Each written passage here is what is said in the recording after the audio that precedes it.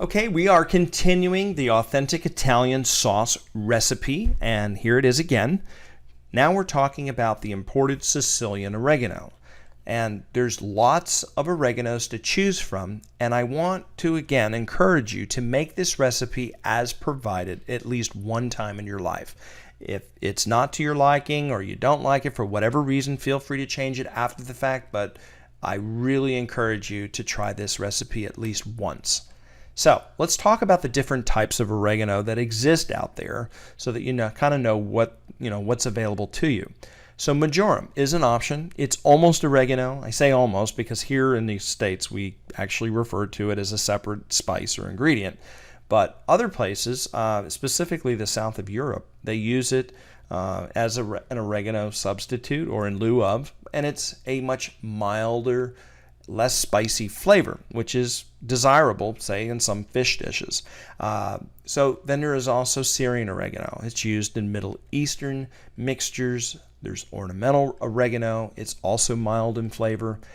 Now, the Mexican-Puerto Rican blend of oregano is strong and bold flavors. It's similar to the Greek oregano, and it's what you will find in the majority of your oregano brands on the shelf currently right now here in the U.S.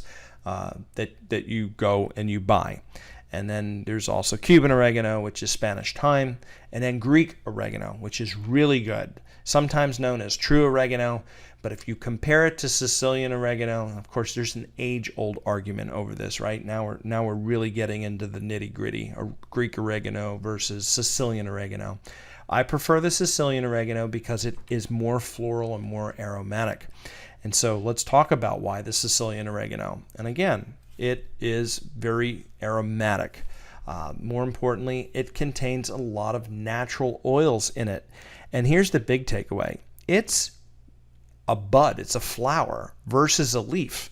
And the flavor profile that you get out of buds and flowers is so much more powerful and flavorful than what you would get out of a traditional leaf, which is usually the Mexican or Puerto Rican blend variety that you get in your grocery store, which is why I'm trying to tell you, you should try this at least one time. It is a game changer in Italian dishes. If you've ever been to Sicily, this is the oregano that they're using, guys. So if you know what what the flavor profile in those dishes are like, then you know exactly what the stuff tastes like and why it's so special. So again, highly encourage you to give it a try. And in the next couple of videos, we're going to jump into the kitchen.